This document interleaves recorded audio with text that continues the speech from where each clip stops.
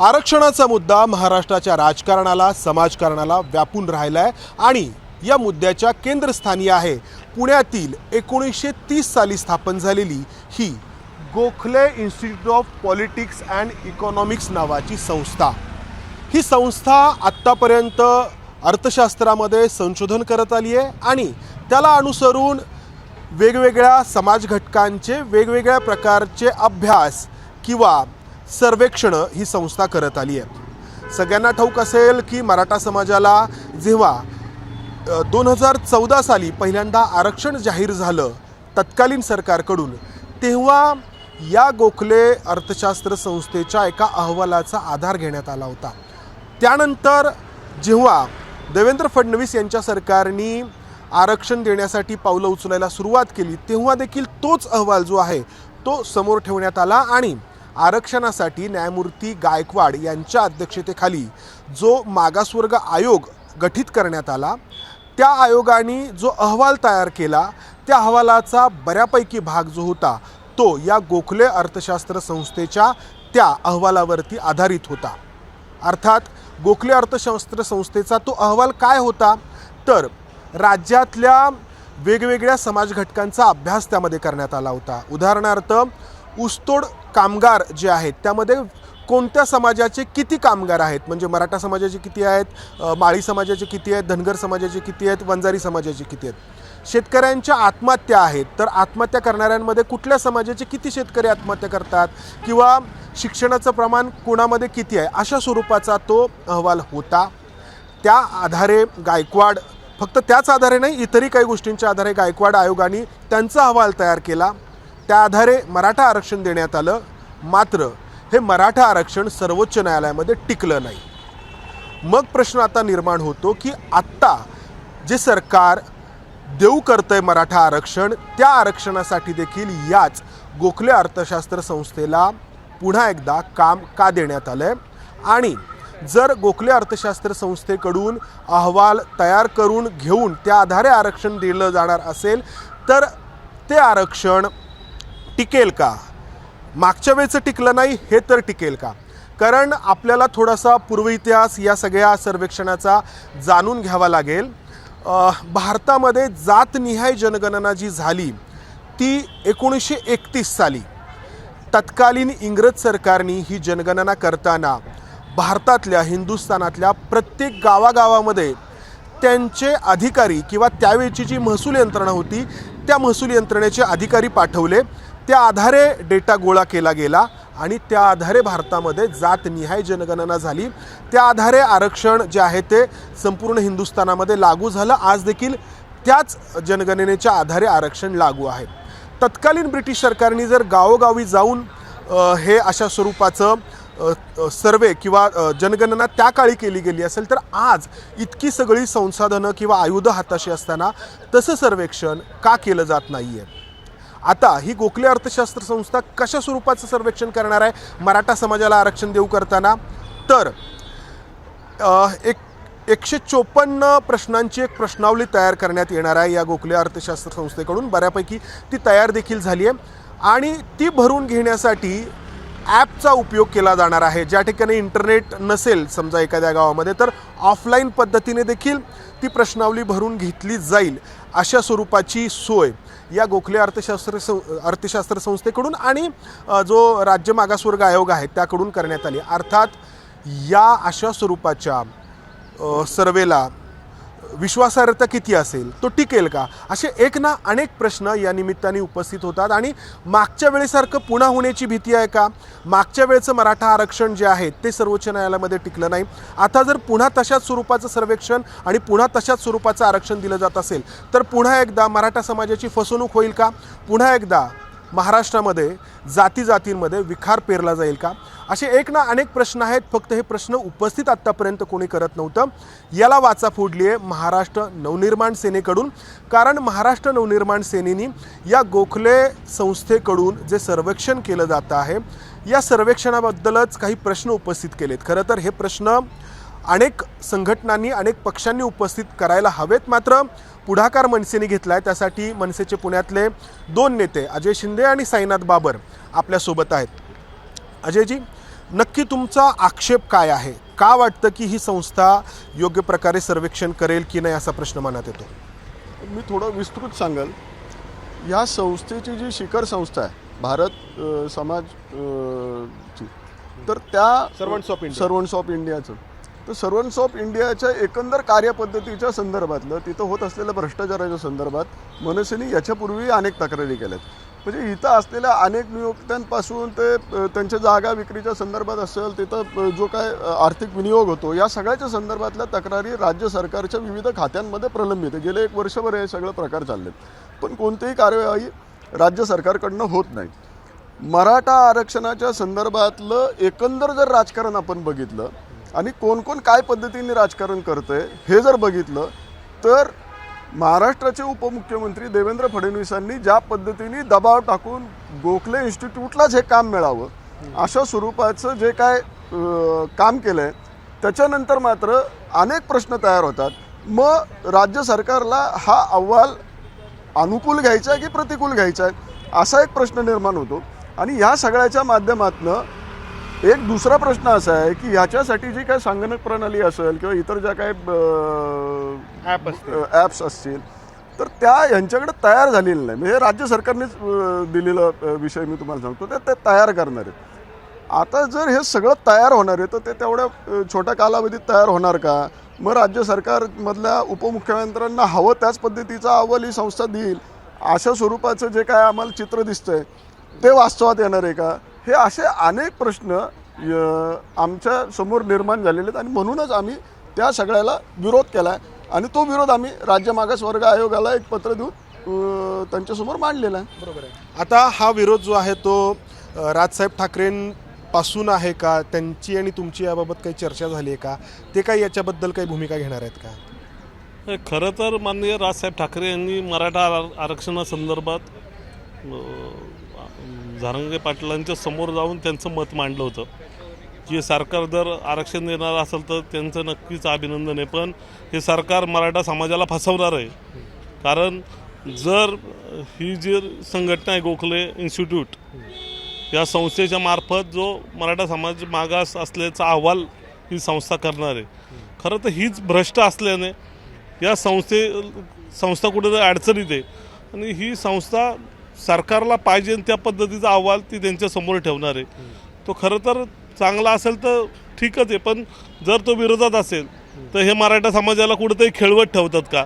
निवडणुका तोंडावर आहेत आणि निवडणुकाच्या काळामध्ये फक्त हे 3-4 महिने खेळवत ठेवणार आणि मराठा समाजाची कुठेतरी दिशाभूल करणार असं आम्हाला ह्याच्यातून मागच्या वेळी जे झालं की निवडणुकीच्या तोंडावरती आरक्षण दिलं, तसंच फेब्रुवारी महिन्यामध्ये असं घाट घातला गेला आहे की एक अधिवेशन बोलावलं जाईल, मराठा समाजाला आरक्षण दिलं जाईल, येणाऱ्या काळात निवडणुका आहेत.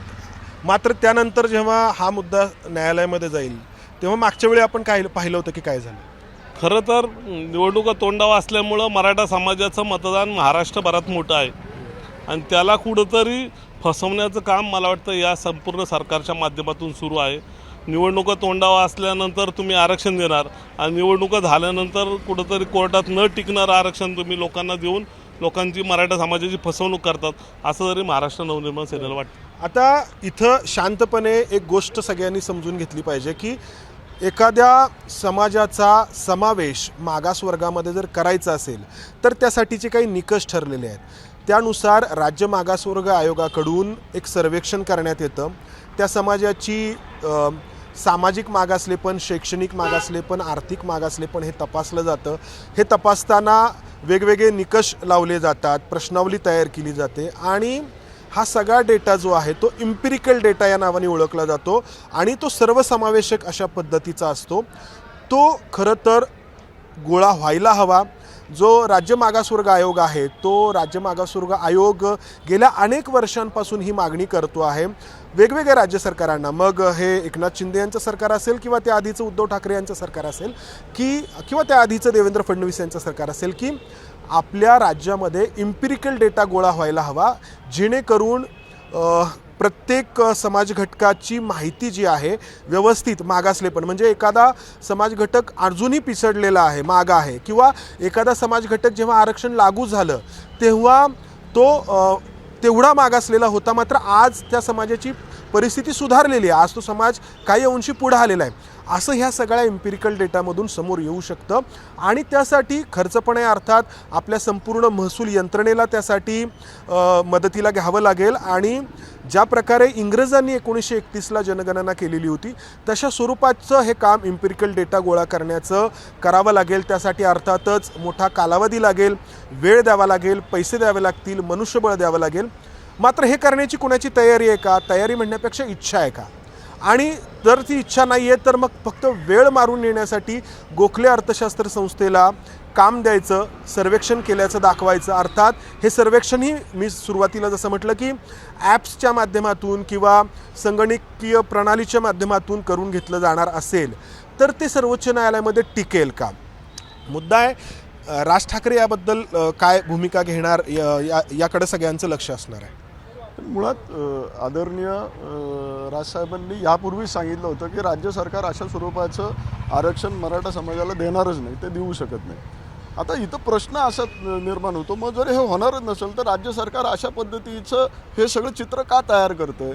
तर त्याच्यामागं सगळ्यात मोठं कारण हे राज्य सरकारमध्ये होत असलेला भ्रष्टाचार, मग ते आत्ताचे असतील किंवा जुने असतील, या दोघांचा असलेला प्रचंड भ्रष्टाचार, ह्या राज्यामध्ये वाढत असलेली बेरोजगारी, या राज्यामधले असलेले अनेक प्रश्न, या सगळ्या प्रश्नांभोवती जर राजकीय वातावरण फिरायला लागलं तर ह्या सगळ्याच पक्षांना मतदारांना सामोरं जायला प्रचंड अडचणी निर्माण होतील. आणि म्हणून मग हा सगळा घाट घातला जातो. आणि याच्या माध्यमातून जसं राजसाहेब सातत्याने सांगतायत की बाबांनो तुम्हाला जातीपातीमध्ये विभागलं जाईल, जातींमध्ये तुम्हाला एकामेकाच्या समोर उभं केलं जाईल. आपण जर बघत असेल तर गेल्या 3-4 महिन्यामध्ये मराठा समाजामधली दुही आणि ती फूट इतक्या गंभीरपणे आपल्या समोर आली आहे की ती जर आपण सांधायचं म्हणलं भविष्यात तर तेही अवघड होणार आहे. आणि मी म्हणतोय त्या पद्धतीने जर दबाव फडणवीसांचा असेल आणि त्यांना अनुकूल किंवा त्यांना प्रतिकूल असा अहवाल जर त्यांनी घेतला तर त्याच्यानंतर जे काय निर्माण होईल ते पाप किंवा ते खापर हे कोण घेणार हा सगळ्यात मोठा प्रश्न. आणि याच्यामध्ये महाराष्ट्राचं, मराठी माणसाचं प्रचंड नुकसान होणार आहे. आणि हे सगळं फक्त राजकारणासाठी पाहिजे. राजकारणासाठी ही सगळ्या राजकीय पक्षांनी सुरू केलेली ही खेळी आहे. आणि याच्या मागं फक्त आणि फक्त निवडणुका एवढंच एक कारण आहे. म्हणजे आपण एरवी म्हणतो की उत्तर भारतामध्ये जातनिहाय संघटना असतात, करणी सेना असेल किंवा भूमिहार असेल किंवा आणखी जे काही आहे, तर तसंच आपल्या महाराष्ट्रातही घडतंय का? म्हणजे जातीच्या कप्प्यांमध्ये गेल्या काही महिन्यांपासून लोक विभागले जात आहेत आणि तो विखार वाढताना दिसतोय. म्हणजे सोशल मीडियावरती देखील म्हणजे मराठा आणि ओबीसी यांच्यामध्ये जो एकमेकांबद्दलचा अगदी स्पष्ट बोलायला हरकत नाही एक प्रकारचे विखार आहे, विद्वेष आहे. तर हा विद्वेष गेल्या काही महिन्यांमध्ये वाढीस लागलेला. आणि याच्यामुळे होतं आहे काय तर एक मराठी म्हणून जी आपली ओळख आहे ती पुसत चाललेली आहे. सर म्हणजे एकदम साधं सांगतो, म्हणजे सरकारमधले एक मंत्री ओबीसीची बाजू घेत आहेत, दुसरं मराठा समाजाचं आंदोलन सुरू आहे. म्हणजे सरकार प्रायोजिक हे सगळा प्रकार सुरू आहे. आणि तो प्रकार इतक्या टोकाला सरकार नेऊ पाहते की ह्याच्यामध्ये फक्त या समाजाने दोन्ही विषयाकडेच लक्ष केंद्रित करावं. मराठ्यांना आरक्षण मिळेल किंवा ओबीसीमध्ये त्यांचा समावेश होऊ नये याच्यामध्येच त्यांना फिरवत ठेवायचं. आणि जे मूलभूत प्रश्न आहेत, ज्या त्यांचे गंभीर भ्रष्टाचार आहेत, ज्या इतर सगळ्या समाजाला आवश्यक असणाऱ्या गोष्टी आहेत, या सगळ्यांपासून त्यांचं लक्ष दूर करून घ्यायचं आहे. आणि याच्यामधनं सर तुम्ही ज्या पद्धतीचा उल्लेख केला, जे उत्तर भारतामध्ये होतं, जे इतर ठिकाणी तुम्हाला दिसत होतं, त्याच्यापेक्षाही वाईट परिस्थिती महाराष्ट्रात झाल्याशिवाय दिसणार नाही. आदरणीय राजसाहेब सातत्याने हे सांगतायत की बाबा महाराष्ट्र धर्म पाळा, आपण मराठे म्हणून एकत्र आलं पाहिजे आणि मराठा म्हणून जगलं पाहिजे. ते न होता ज्या पद्धतीने हे राजकारण चाललं आहे त्याच्यामुळं मात्र महाराष्ट्राचं जातीय गणित पूर्ण बिघडणार आहे आणि महाराष्ट्र धर्म लयास जाईल अशी परिस्थिती निर्माण होणार आहे. यशवंतराव चव्हाणांचा उल्लेख अनेकदा केला जातो. जेव्हा महाराष्ट्र स्थापन झाला तेव्हा त्यांना विचारण्यात आलं तर तेव्हा त्यांनी ते म्हटलं की हे राज्य मराठी लोकांचं असेल, सर्वांचं असेल. आणि त्यानंतर यशवंतराव चव्हाण असतील किंवा वसंतदादा पाटील असतील किंवा इतर जे कोणी नेते झाले त्यांनी सर्वांना सोबत घेऊन, मधल्या काळामध्ये सर्वात जास्त काळ मुख्यमंत्रीपदी राहिलेले होते वसंतराव नाईक, तर तो जो काळ होता तो सर्वांना सोबत घेऊन जाण्याचा होता. राज्यासमोर अनेक प्रश्न होते, ते प्रश्न मार्गी लावताना सर्वांना सोबत घेऊन जाणं होतं. जो विखार आज दिसतोय तो नव्हता. आपण आता पाहतो की एरवी आपण एकमेकांशी बोलताना, एकमेकांबद्दल एकमेकांशी वागताना अगदी सहजपणे वागायचो. आज मात्र कुठं ना कुठं बॅक ऑफ द माइंड एकमेकाची जात पाहिली जाते ह्या सगळ्या वातावरणामध्ये. खरं तर आता जी जातीय समीकरणांची जी परिस्थिती करून ठेवली किंवा मराठा आरक्षण असेल, ओबीसी समाज आज रस्त्यावर आहे, खरं ते सरकारला तेच अपेक्षित आहे की या समाजांमध्ये वाद व्हावेत किंवा समाजामध्ये कुठंतरी मोठी दंगल अदृश्य परिस्थिती व्हावी. खरं तर मूळ प्रश्न जे मूलभूत प्रश्न आहेत महाराष्ट्राचे किंवा संपूर्ण देशाचे एकच आहे. हां, कुठलाही समाजातला असले तर बेरोजगारी सगळ्यांसाठी आहे, महागाई सगळ्यांसाठी आहे. ते मूलभूत प्रश्नांकडून कुठंतरी दिशाभूल करायची. आणि सध्या मागच्या 2 वर्षात संपूर्ण महाराष्ट्राने बघितलं की राजकारणाची परिस्थिती काय आली. कारण प्रत्येक सत्तेचा फायदा घेऊन जे प्रत्येक पक्षामध्ये तोडफोड केली, प्रत्येक संघटनेमध्ये वेगवेगळे 2 गट केले आणि आपलं सरकार आणलं. खरं तर लोकांच्या भावना या सरकारबद्दल अतिशय वाईट होत्या, पण हे कुठंतरी दिशाभूल करायची. आणि मराठा आरक्षण आता समोर आणून ठेवले. मराठा आरक्षणाबरोबर आता ओबीसी रस्त्यावर आहे. त्यामुळं मुख्य प्रश्न बाजूला राहून खरं तर लोक आता या आरक्षणाकडे बघतात आहे. आणि ज्या पद्धतीने तुम्ही सांगितलं की याला कुठंतरी निवडणुकीच्या तोंडावर आणून आरक्षण द्यायचं आणि निवडणूक झाली की ते टिकणार नाही, अशा पद्धतीचं आरक्षण मला वाटतं भविष्यामध्ये आपल्यासमोर दिसेल. धन्यवाद तुम्हा दोघांचे. राजकीय पक्ष सत्तेत टिकून राहण्यासाठी किंवा सत्ता प्राप्त करण्यासाठी जे जे शक्य आहे ते करत असतात आणि राजकारणामध्ये ते स्वीकार्य देखील असतं. मात्र आत्ता जे काही सुरू आहे त्यामुळं महाराष्ट्राची सामाजिक वीण उसवली जाते का, जी महाराष्ट्राची आत्तापर्यंतची परंपरा राहिलेली आहे ती मोडीत निघते का. महाराष्ट्र जो काही आत्तापर्यंत वाटचाल करत आला आहे तो एकमेकांना, प्रत्येक जातीला सोबत घेऊन करत आला आहे. जातीय अत्याचाराच्या घटना वेळोवेळी घडत आल्यात, मात्र त्या एका त्या गावापुरत्या किंवा त्या प्रदेशापुरत्या मर्यादित राहिल्यात. आज जे काही या संपूर्ण महाराष्ट्रामध्ये एक जातीय विद्वेषाचं वातावरण व्यापून राहिले ते याआधी नव्हतं. ते आत्ता का तयार झालं आणि आत्ताच का तयार झालं याचा सगळ्यांनी बारकाईने विचार करण्याची गरज आहे. आणि थोडंसं आपण जर आपल्या इतिहासामध्ये जाऊन पाहिलं तर याची उत्तरं आपल्याला नक्कीच सापडतील. कॅमेरामन अमोल गवाळेसह मंदार गोंजारी, एबीपी माझा, पुणे. एबीपी माझा, उघडा डोळे बघा नीट.